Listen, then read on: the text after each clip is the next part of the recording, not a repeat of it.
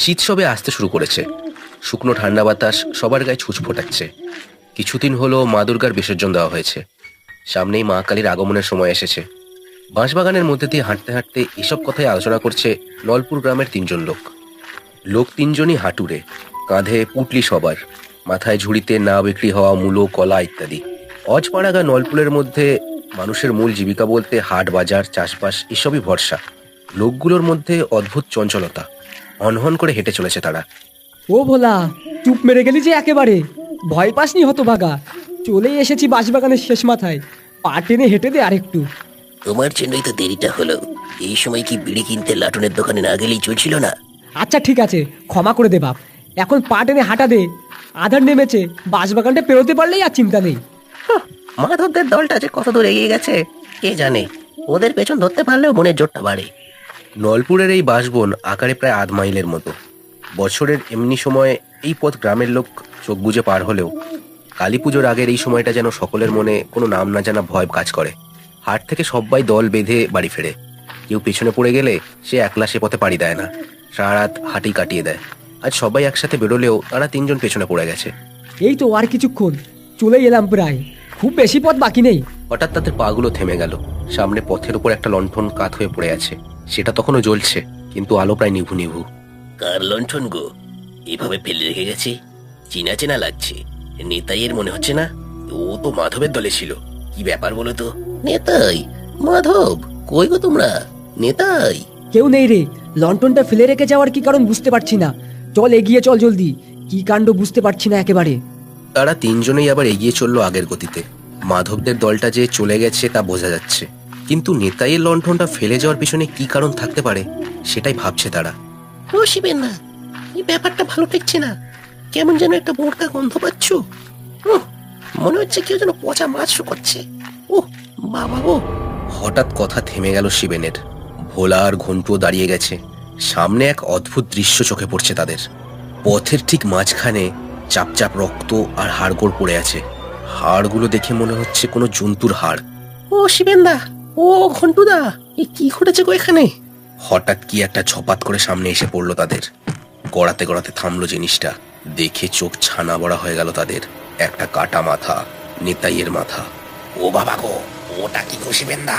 শিবেন কোনো কথা না বলে পুতুলের মতো আঙুল তুলে বাঁশবাগানের উপরের দিকে দেখালো। বাকি দুজনও সেদিকে তাকিয়ে দেখলো একটা সাদা চাদরে মোড়া মূর্তি, মুখের জায়গায় কালো অন্ধকার। জল জলে দুটো চোখ শুধু তাকিয়ে আছে তাদের দিকে। 2 হাতে ধরে কামড় বসাচ্ছে একটা কাটা হাতে। ভোলাই সবার আগে করে বিশাল চিৎকার করে পিছন দিকে দৌড় দিল। শিবেন আর ঘন্টুও যোগ দিল তার সাথে কয়েক মুহূর্ত পরেই। দৌড়তে দৌড়তে তারা এসে দাঁড়ালো মাঠের আলে। 3 জনেই হাঁপাচ্ছে ততক্ষণ। ভয়ের চোটে 3 জনের মুখ যেন সাদা হয়ে গেছে। বাবারে, ওটা কি ছিল? আর নেতাইয়ের মাথাটা? ও শিবেন দা, ওটা কি ছিল? এবার কোথায় যাবো গো? আমার তো ভয়ে হাত পা এখনো থরথর করে কাঁপছে। ও শিবেন দা! শিবেনের মুখে যেন ভয়ের ছাপ সব থেকে বেশি পড়েছে। একেবারে বোবা হয়ে গেছে সে। শুধু ফ্যাল ফ্যাল করে তাকিয়ে রইল তাদের দিকে। এমন সময় মাঠের অন্য প্রান্ত দিয়ে আরেক দল লোককে ফিরতে দেখা গেল। তাদের হাতেও লণ্ঠন। বটেশ্বর, ঘনা এদের গলা শোনা যাচ্ছে। তারাও মাঠের মাঝে 3 জনকে অমন দাঁড়িয়ে থাকতে দেখে তাড়াতাড়ি এগিয়ে এলো। কি ব্যাপার রে, তোরা এখনো এখানে কি করছিস? ঘন্টু তাদের দেখেই হাউমাউ করে বলে গেল কি বিভীষিকা তারা দেখেছে বাঁশবাগানে। সব শুনে তাদের মুখও হা হয়ে গেল। দক্ষিণ পাড়ের শ্মশানের সন্ন্যাসী বাবা বলে বটে এই বাঁশবাগানটা ভূত চতুর্দশীর সময় এলেই ভয়ানক রূপ ধরে, কিন্তু এরকম ঘটনা আজ অব্দি ঘটেছে বলে তো শুনিনি। চল দেখি। এই চল সবাই। অতগুলো লোকের দলটা এবার একসাথে এগিয়ে চলল বাঁশবাগানটার দিকে। সকলে মিলে যখন সেই অভিশপ্ত জায়গাটায় এসে দাঁড়ালো, শিবেন, ঘন্টু আর ভোলার মুখ হাঁ হয়ে গেল। রাস্তাটা খালি, রক্ত বা লণ্ঠন কোনো কিছুরই চিহ্ন নেই। শিরশিরে বাতাসে যেন তাদের গাটা ছমছম করে উঠল। কি হলো ব্যাপারটা? এখানেই তো ছিল। তোরা বিশ্বাস কর, মা কালীর নামে দিব্যি কেটে বলছি, এখানেই। তোরা 3 বেটায় নির্ঘাত গাঁজা খেয়েছিস। কি দেখতে কি দেখেছিস? শুধু শুধু ভয়ে পরানটা ধকধক করে উঠল। এমন ভাবে বললি কথাগুলো। হঠাৎ বাঁশঝাড়ের মধ্যে দিয়ে খসখস করে কারোর হাঁটার শব্দ পাওয়া গেল। সব্বার মুখের কথা থেমে গেল শব্দে। দম বন্ধ করে সবাই তাকিয়ে রইল অন্ধকারের দিকে। তাদের অবাক করে দিয়ে নেতাই বেরিয়ে এলো বাঁশের আড়াল দিয়ে। তার মুখটা ভাবলেশীন। তাদের দেখে থমকে দাঁড়িয়ে গেল। কি হলো রে বেটারা? কি দেখছিস? হবে মানুষ দেখিসনি আগে? যত সব তুই ওই অন্ধকারের ভেতরে কি করছিলি রে? এরা যে বলছিল। কে? আর তোকে বলবো আমি ওখানে কি করছিলাম? হ্যাঁ, কে তুই? তোকে কৈফিয়ত দেওয়া লাগবে নাকি?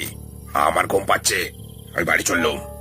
বলেই কাউকে কোনো কথা বলার সুযোগ না দিয়ে হনহন করে নেতাই একাই সেই আধার ঘন পথে হাঁটা দিল বাড়ির দিকে। বটেশ্বর শিবেন্দ্রের দলটা কেমন ভ্যাবাচাকা খেয়ে দাঁড়িয়ে রইল সেই জায়গায়। নেতাইয়ের এমন ব্যবহারের কি কারণ, বা শিবেন্দ্রার চোখে এত ভুল কিভাবে দেখলো সেটাই মাথায় ঢুকছে না তাদের। কি হলো ব্যাপারটা, মাথায় কিছুই ঢুকছে না। এই তোরা নির্ঘাত ভুল দেখেছিস। যাকগে, চল সব, রাত হয়েছে। আসুন, যাই হয়ে যাক, পিছনে কেউ তাকাস না। খুব একটা ভালো গন্ধ পাচ্ছি না আমি এখানে। কেউ আর কোনো কথা না বাড়িয়ে বাড়ির দিকে চলে গেল। বাঁশবাগানের মধ্যে দিয়ে ঠান্ডা বাতাসের হাহাকার যেন অশুভ কোনো ভয়ানক ঘটনার সূত্রপাতের গান শোনাচ্ছে। নলপুরের মাঠের ওপর সূর্যের লালচে আলোর ছটা পড়েছে। পাখির ডাক আর গ্রামের মানুষের কথাবার্তায় সকালের বাতাস ভরে উঠেছে। গ্রামের মাঝের বটতলায় মাধব আর গ্রামের বুড়ো কোবরের যতীন্দ্র বসে আছে। এমন সময় অনেকেই এখানে এসে জোটে কথাবার্তা বলার জন্য। একটা ছোট চায়ের দোকানও গড়ে উঠেছে বটগাছটাকে ঘিরে। এই সময় শিবেন আর ঘন্টু সেখানে এসে দাঁড়ালো। তাদের চোখে মুখে ভয়ের ছাপ, চোখগুলো বসে গেছে যেন সারা রাত না ঘুমানোর ফলে। মাধব, কাল রাতে কি হয়েছিল তোরা কিছু জানিস? মাধব এই কথা শুনে মহাকাশ থেকে পড়ল, তারপর চোখ গোল গোল পাকিয়ে বলল, কি হয়েছে? কার কি হয়েছে? আরে আমাদের নেতাই, নির্ঘাত ওর সাথে কিছু একটা ঘটেছে। আমরা যা দেখেছি মনে করলেও বুকের রক্ত ঠান্ডা হয়ে যাচ্ছে রে। কথার মারপ্যাচ না দিয়ে সরাসরি বল তোরে বাপু, কি হয়েছে? ঘন্টু সব বলল তাদের। নেথাইয়ের মাথাটা রাস্তায় গড়িয়ে পড়া থেকে শুরু করে সেই ভয়ানক মূর্তির মাংস ছেড়ে ছেড়ে খাওয়া, সব কিছু। বলিস কি? ওই বাঁশ বাগানটা যে ভূত চতুর্দশী আসার সময় হলেই ভয়ানক হয়ে ওঠে তা আমি জানি, কিন্তু এই ঘটনা প্রথম শুনছি। ভয়ানক যে হয় আমরাও জানি গো খুড়ো, তাই তো কেউ যায় না। আর হাট থেকে ফেরার সব থেকে সোজা পথটা ওই বাঁশবাগানের মধ্যে দিয়েই। না হলে বাঁশবাগান বেড় দিয়ে মাঠের আল ধরে এলে তো দ্বিগুণ সময় লাগে। কাল যে কি ঘটলো আমাদের চোখের সামনে, এখনো ভাবলে হাত পা কাঁপছে আমাদের। ভোলার তো জ্বর এসেছে, বাড়িতেই পড়ে আছে। কাল নিতাই তো আমাদের সাথেই ছিল, হঠাৎ বলল হাটে পয়সার থলে ফেলে এসেছে বলেই আমাদের কথা না শুনে একা একা উল্টো দিকে ফিরেছিল। তোমরা আমাদের পিছনে আছো ভেবেই আমরাও আর আটকাইনি।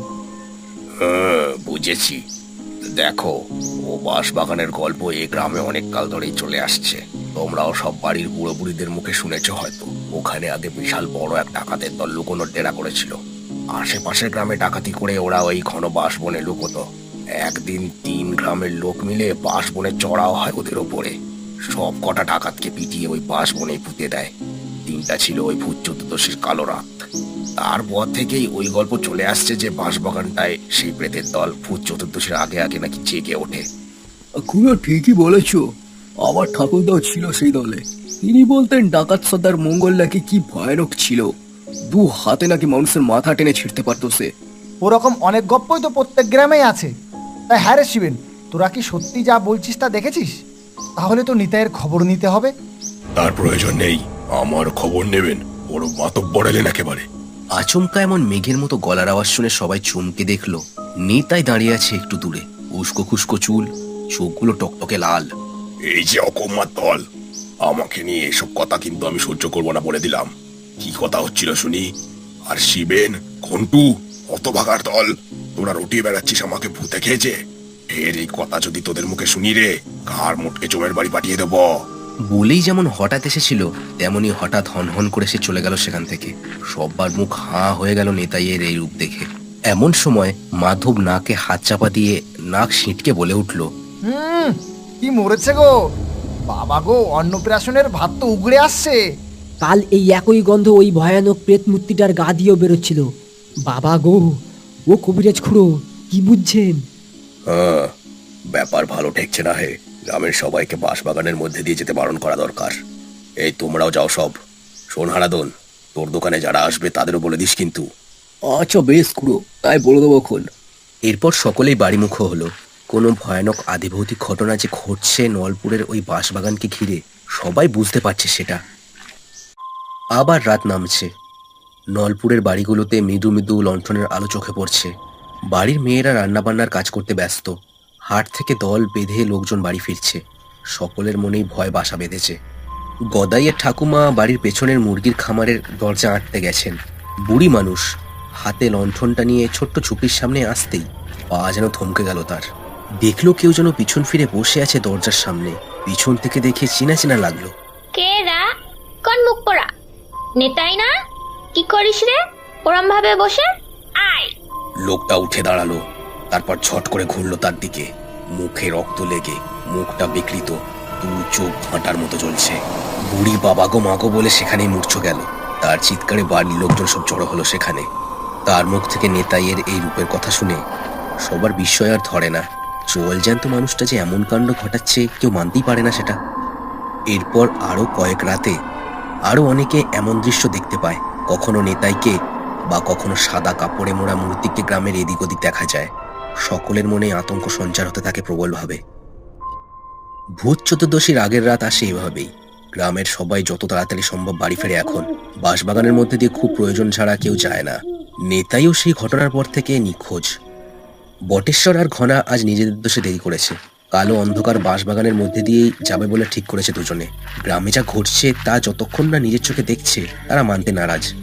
ঘনা, একটা বিড়িতে দেখি, বড্ড শীত করছে। আর বিড়ি ফুঁকতে হবে না ভাই, জলদি চল।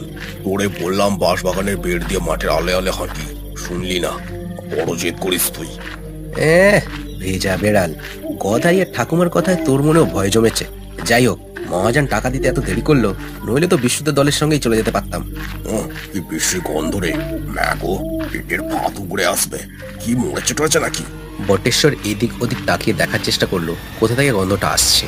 হঠাৎ তাদের চোখে পড়লো একটা সাদা চাদরে ঢাকা মূর্তি কিছুটা দূরে দাঁড়িয়ে আছে। এই কে রে? কে ওখানে? সাদা চাদরটা ঝপ করে পড়ে গেল মাথা থেকে। সাদা কঙ্কালের মাথা বেরিয়ে এলো, জল জলে চোখ, দাঁতে রক্ত আর মাংসের টুকরো লেগে আছে। বিভৎস মূর্তি। বটেশ্বর আর ঘনার সঙ্গে সঙ্গে উল্টো দিকে দৌড় দিল পরিমরি করে। শিবেন রাজে সেদিন মিথ্যে কথা বলেনি তা বুঝতে কোনো অসুবিধা হলো না তাদের। বাঁশবাগান থেকে বেরোতে বেরোতে এক মূর্তির প্রবল অট্টহাসি কানে এলো তাদের। তারা দুজনে তখন ইষ্টনাম জপতে জপতে দৌড়চ্ছে মাঠের আল বরাবর। পরদিন সকালের আলো ফুটতেই আর থাকতে পারল না নীলপুর গ্রামের লোক। গ্রামের সকল পুরুষই প্রায় একসাথে জড়ো হলো দক্ষিণ পাড়ের শ্মশানে। এই শ্মশানে মা কালীর মূর্তি আর মন্দির আছে বহুকাল থেকে। সন্ন্যাসী বাবা বাস করেন সেখানে। মায়ের আরাধনা থেকে মন্দিরের দেখাশোনা সবকিছু তারই দায়িত্ব। সকাল সকাল তার ঘরের চালের সামনে এত লোক দেখে সন্ন্যাসী বাবা বেরিয়ে এলেন, মুখে স্নিগ্ধ হাসি তার। কি হয়েছে রে, ওরা সব আজ এত সকালে এখানে হাজির হয়েছিস? বাবা, আমাদের যে গ্রামের টিকা দায় হচ্ছে, আপনি তো সবই শুনেছেন, একটা কিছু বিহিত করুন। সন্ন্যাসী কয়েক মুহূর্ত তাদের মুখের দিকে তাকিয়ে রইলেন, তারপর বললেন, নেতাইকে সেদিন হয়তো একা পেয়ে সেই ডাকাতের প্রেতের দল আক্রমণ করে। তোমাদের তো আমি বহুবার বলেছি, ভূত চতুর্দশীর সময় ওই বাঁশবাগান হয়ে ওঠে ওদেরই রাজত্ব। ঠিক আছে, ভয় পেও না, আজই তো ভূত চতুর্দশী। আজকের দিনটা সাবধানে থেকো। বাঁশবাগানের মধ্যে থেকে যেমন আওয়াজই আসুক না কেন, কেউ সেদিকে যাবে না। সন্ধ্যা হলেই সবাই প্রদীপ জ্বালাবে। বাড়ির কোথাও অন্ধকার রেখো না। এখন যাও, যাও সবাই। একে একে সবাই চলে গেল সে জায়গা ছেড়ে। শুধু বটেশ্বর আর গ্রামের কয়েকজন জোয়ান ছেলেই দাঁড়িয়ে রইল সেখানে। ধীরে ধীরে সূর্যদেব পাটে বসলেন। গ্রামের বাড়িতে বাড়িতে শাঁখের আওয়াজ শোনা যাচ্ছে। মেয়েরা, পুরুষেরা, এমনকি ছোট্ট ছেলেরা সবাই মিলে বাড়িতে বাড়িতে 14 প্রদীপ জ্বালছে। রান্না হচ্ছে 14 শাক। বাঙালির ঘরে ঘরে আজ অশুভ আত্মাদের দূরে রাখার জন্য এই রীতিনীতি পালন করছে সবাই। গ্রামের বাড়িগুলো যেন মায়াময় মনে হচ্ছে। সব্বার মনে কিন্তু চাপা ভয় একই রকম রয়ে গেছে। বাঁশবাগান থেকে হাড়ের ঠোকাঠুকি আর অট্টহাসি শোনা যাচ্ছে। সেখানে যেন আজ প্রেতের মেলা বসে গেছে। এমন সময় হাতে লণ্ঠন নিয়ে দুজন লোককে বাঁশবাগানে ঢুকতে দেখা গেল। দুটো লোক কি যেন ভয়ে কাঠ হয়ে হেঁটে চলেছে। আজও দেরি করলি হতো ভাগা, আজ নির্ঘাত ঘাড় ভেঙেই মরতে হবে দেখিস। নেতায়ের মতো অবস্থা হবে আমাদের। থাম তো, সন্ন্যাসী বাবা তো বললেন সকালে, ভয় পাসনি, পা টেনে চল। সেই লম্বা বাঁশ গাছগুলোর কাছাকাছি এসে দাঁড়ালো তারা। দুজনেই গাছের দিকে তাকিয়ে হাঁটছে। রাম রাম রাম রাম রাম। ভাই, দুর্গন্ধটা পাচ্ছিস? বমি ঠেলে উঠে আসছে রে। বটেশ্বর, পুরে সামনে দেখ। দুজনেই থমকে গেল। দেখলো সাদা চাদরে মোড়া সেই মূর্তি। আজ মুখ ঢাকা নেই, খুলিটার ওপর এদিক ওদিক চাপ চাপ পচা মাংস লেগে আছে। কি বোকারে তোরা, এত কান্না ঘটার পরেও এই মথায় বারবার ফিরে আসছিস? যাক, এসেই যখন পড়েছিস আমাদেরই ভোগে লাগবি। তুমি কে? নেতাই কোথায়? কি করেছো ওর সাথে? শিবেন ম্যাটা তো জানেরই নেই তাই কথায়, ওটাকেই তো প্রথম ঘাড় ভেঙে খেয়েছি সেদিন একা একা যাচ্ছিল বাঁশবাগান দিয়ে। কি স্বাদ ছিল রে রক্ত মাংসের, এখনো মুখে লেগে আছে। ওই ব্যাটার রূপ ধরেই তো গ্রামে শিকার ধরতে গিয়েছিলাম। যাই হোক, মেয়ে না পেলেও তোরা তো নিজেরাই এখানে এসে হাজির হচ্ছিস। এই, কি আছিস? এই দুই ব্যাটার মাথাগুলো ছিঁড়ে নিয়ে আয়, যা। বলা মাত্রই তারা দেখলো তার পেছনে হাওয়ার মধ্যে থেকে দেহ ধারণ করলো কতকগুলো মাথায় কালো ফেট্টি বাঁধা কঙ্কালের মূর্তি। সবার গায়ে পচা গলা মাংস লেগে আছে, দুর্গন্ধে বাতাস যেন ভারী হয়ে উঠছে। কঙ্কালের মূর্তিগুলো এক পা দু পা করে এগোচ্ছে তাদের দিকে, হাড়ের খটখটানিতে কান পাতা দায়। এমন সময় বটেশ্বর আর শিবেনের পেছনে এসে দাঁড়ালেন সন্ন্যাসী বাবা। এক হাত তুলে কপালে ভ্রুকুটি করে তাদের বলে উঠলেন, স্তব্ধ হও পিশাচের দল, তোমরা বহুকাল আগেই পরলোকগত হয়েছ। মানুষের এই পৃথিবীতে তোমাদের মতো বিদেহীদের কোনো জায়গা নেই। স্তব্ধ হও। কঙ্কালের দল ভয় পিছিয়ে গেল। এবার তাদের সর্দার কিন্তু দমল না। মঙ্গল সর্দারকে পেছাতে বলিস, এবার সবার আগে তোর ঘাড় মধ্যে রক্ত খাবো। বলেই দুহাত তুলে হাওয়ার বেগে তেড়ে এলো মূর্তিটা। তার হাতের নখ ঝকঝক করে উঠল। সন্ন্যাসী সঙ্গে সঙ্গে হাতের ঘটের জলটা ছুঁড়ে দিল মূর্তিটার দিকে। মূর্তিটার গায়ে জলটা পড়তে আগুনের ছ্যাঁকার মতো শব্দ হয়ে ধোঁয়া বেরোতে শুরু করলো। তার স্যাঙাত কঙ্কালগুলো উল্টো দিকে দৌড় দিল। সঙ্গে সঙ্গে কয়েক মুহূর্তের মধ্যেই বাঁশঝাড়ের মধ্যে তাদের আর কোনো চিহ্ন রইল না। প্রবল চিৎকার করে মঙ্গল সর্দারের দেহটা জ্বলে উঠল। তার চিৎকারে বাঁশবাগান যেন কেঁপে উঠল। বাঁশবাগানের মধ্যে এতক্ষণ যাদের চোখ জলজল করছিল, সব প্রেতের দলই তার এই পরিণতিতে চোখ বুজে ফেলল। মূর্তিটা ধীরে ধীরে হাওয়াতে মিলিয়ে গেল। এরপর সে স্থানের বাতাস যেন ধীরে ধীরে লঘু হয়ে আসছে। এবার পচা গন্ধটা যেন মিলিয়ে যাচ্ছে ধীরে ধীরে। শুধু বাঁশবাগানের আড়ালে আর গ্রামের আধারের মধ্যে যারা দাঁড়িয়ে এই সব কাণ্ড দেখছিল, তাদের ফিসফিসানি শোনা যেতে লাগলো। বটেশ্বর, শিবেন আর সন্ন্যাসী বাবা ধীরে ধীরে এগিয়ে চললেন বাঁশবাগানের বাইরের দিকে।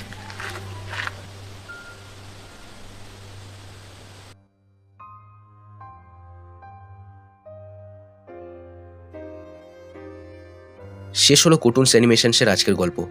আজকের গল্পে আমার সাথে ছিল অদেখা দৃশ্য। ওদের চ্যানেলটা তোমরা সবাই ঘুরে এসো। আজকের গল্পটা কেমন লাগলো তা আমাকে কমেন্ট করে জানাতে ভুলো না। চ্যানেলটা সবাই সাবস্ক্রাইব করে দিও আর গল্পটাকে শেয়ার করে দিও তোমার বন্ধুদের সাথে। দেখা হচ্ছে আবার পরের ভিডিওতে। সবাই খুব ভালো থেকো।